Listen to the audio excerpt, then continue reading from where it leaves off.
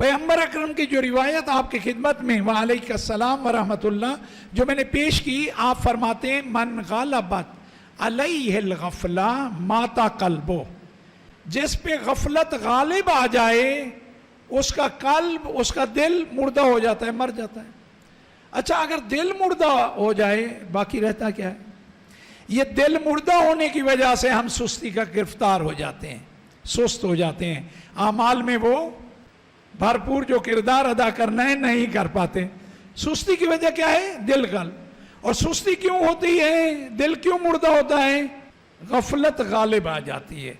ہم سب کے سب غفلت کا شکار ہیں۔ ممکن ہے کوئی میری طرح 90% غفلت کا شکار ہوگا، کوئی 10% ہوگا، لیکن غفلت کا تو شکار سب ہیں۔ اتنا عرض کروں، آپ اور میں اس دنیا میں کیوں آئے؟ آخرت کو آباد کرنے، ایسا ہے نا؟ آخرت کے بارے میں دن میں کتنی بار سوچتے ہیں؟ تو غافل ہے نا۔ دنیا کے بارے میں کتنا سوچتے ہیں؟ مسلسل سوچتے ہیں۔ آخرت کے بارے میں نے کہا اگر ہم سوچنا شروع کر دیں نا، ہم سے زیادہ کامیاب زندگی کسی کی نہیں ہوگی، یہ دنیا بہشت بن جائے گی۔ اگر مجھے یہ ہر عمل سے پہلے سوچنا ہے کہ یہ میری دنیا کو آباد کر رہا ہے یا آخرت کو بھی، میں اس عمل کا جواب دہ ہوں۔ جواب بھی کسے دینا ہے؟ اپنے جیسے کسی عام فرد کو نہیں، رب العزت کے جواب دہ ہیں۔ تو جب میں یہ سوچوں گا اس عمل کا مجھے خالق کی بارگاہ میں ایک دن جواب دینا ہے، عمل خود بخود خوبصورت ہو جائے گا، عمل خود بخود پاکیزہ ہو جائے گا، ہماری ساری چیزیں خود بخود سیدھا ہونا شروع ہو جائیں گی، لیکن ہم غفلت کا شکار ہیں۔ اچھا یہ دین جو مکمل ضابطۂ حیات ہے، جو خدا کی طرف سے یہ دین رحمت ہی رحمت ہے نا، کرم ہی کرم ہے، فضل ہی فضل ہے، ایسا ہے نا؟ تو اس کے پاس تو ہر درد کی دوا ہے نا۔ تو یہ غفلت سے نکلنے کے لیے کیا ہے؟ کوئی تو راہ بتائی ہوگی، بہترین راہ بتائیے، آسان ترین راہ بتائیے، غفلت سے بھی نکل جائیں اور سب آباد بھی ہو جائے۔ وہ کیا ہے؟ تلاوت القرآن۔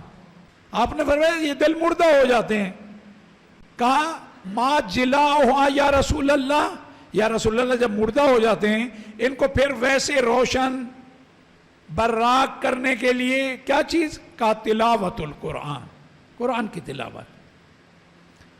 اور اس سے بہتر چیز آپ کو کائنات میں نہیں ملے گی۔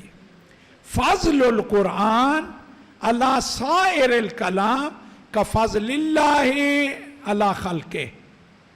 قرآن کی فضیلت باقی تمام کلاموں پہ وہی فضیلت ہے جو خالق کو مخلوق پہ ہے۔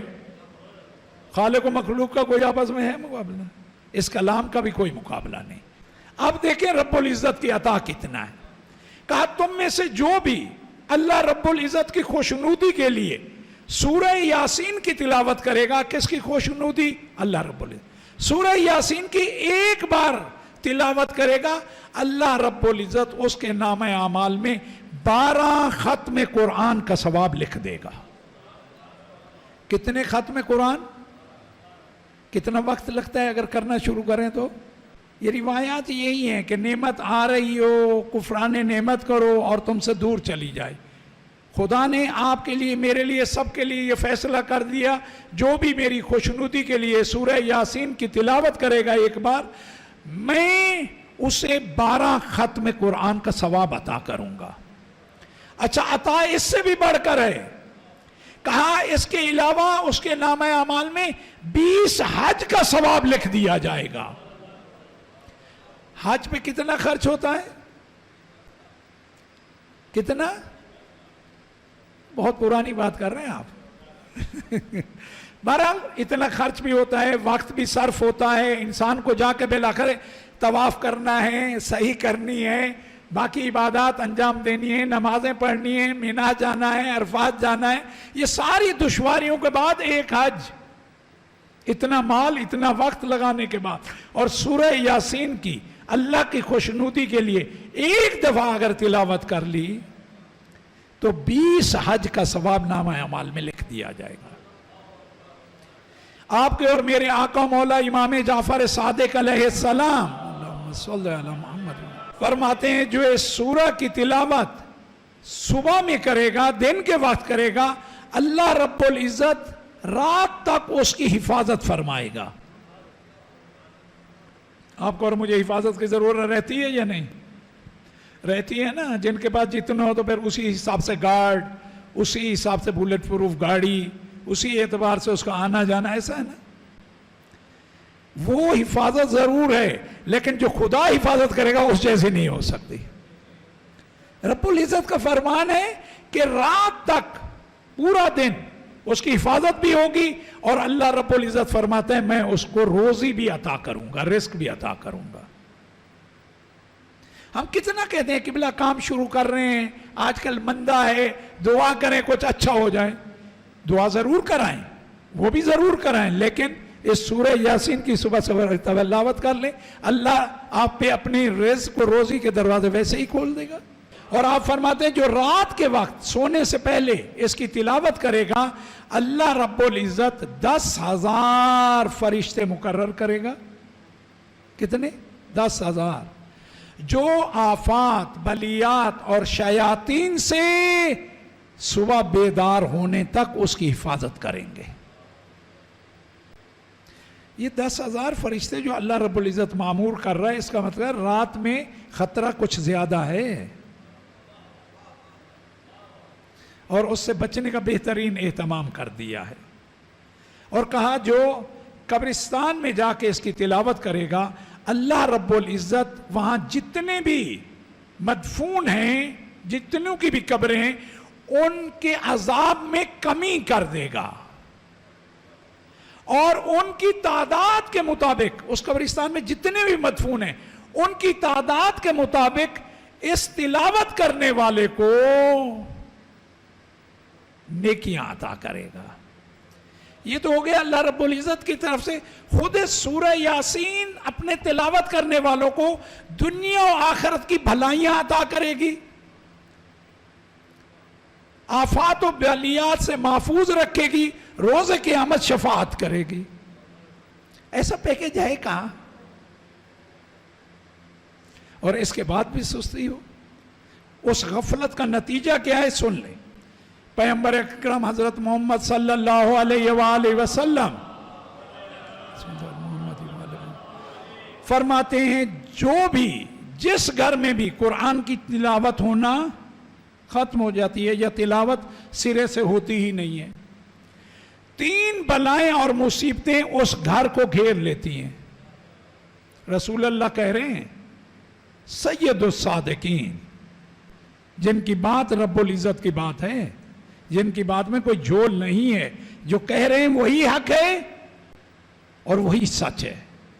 کہا 3 بلائیں اور مصیبتیں اس گھر کو گھیر لیتی ہیں جس گھر میں قرآن کی تلاوت نہیں ہوتی۔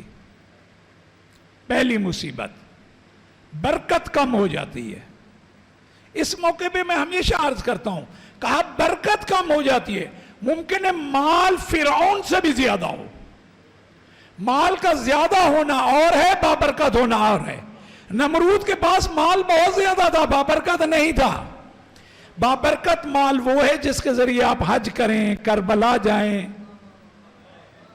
آپ زیارات کریں، نیکی کریں، ہمسائے کا خیال رکھیں، بہن بھائیوں کا خیال رکھیں، مومنین کا خیال رکھیں، ضرورت کے وقت کسی کے کام آئیں، وہ مال بابرکت ہے۔ مال کا زیادہ ہونا اور ہے، بابرکت ہونا اور ہے۔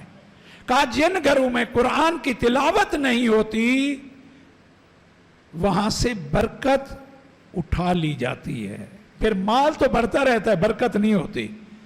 یار اتنا مال ہے، حج واجب ہے، کب کرو گے؟ کہا قبلہ اس سال بہت ضروری میٹنگز ہیں ان دنوں، اگلے سال ضرور، اگلے سال ملے۔ یار آپ نے پھر ارادہ کہا نہیں، میں نے ارادہ کیا اگلے سال پوری فیملی کے ساتھ جاؤں گا۔ مجھے یہ نہیں معلوم اسے یہ کہاں سے یقین ہے کہ یہ اگلے سال ہے۔ اگلے سال پھر مال زیادہ ہوتا ہے، بابرکت نہیں ہوتا، اس مال سے پھر حج نہیں ہو پاتا، اس مال سے مولا حسین کی زیارت نہیں ہو پاتی۔ دوسری چیز، رحمت کے فرشتے اس گھر کو ترک کر دیتے ہیں، پھر رحمت کے فرشتوں کا آنا جانا اس گھر میں کیوں نہیں ہوتا؟ قرآن کی تلاوت نہیں ہوتی۔ گھر نورانی نہیں ہے، نورانی و پاکیزہ وہیں آئیں گے نا۔ اسی لیے کہا گیا نا نوّروا بیوتکم بتلاوت القرآن، اپنے گھروں کو قرآن کی تلاوت کے ذریعے منور کرو۔ فقط اس گھر کو نہیں، اس گھر کے لیے بھی کہا نوّروا قلوبکم بتلاوت القرآن، یہ جو رب العزت کا ٹھکانہ ہے نا، کہا اس کو بھی قرآن کی تلاوت کے لیے پاکیزہ کرو تاکہ تمہارا رب آ کے اس میں بسیرا کرے۔ تیسری چیز، شیاطین ڈیرا ڈال دیتے ہیں، بسیرا کر لیتے ہیں اس گھر میں، پھر میاں بیوی کی لڑائی، باپ بیٹے کی لڑائی، بہن بھائی کی لڑائی۔ کیوں؟ رحمت کے فرشتے آ جا نہیں رہے، شیاطین نے بسیرا کر لیا ہے۔ عزیزان گرامی، ان مصائب اور مصیبتوں اور بلاؤں سے بچنے کے لیے بہترین نسخہ تلاوت القرآن۔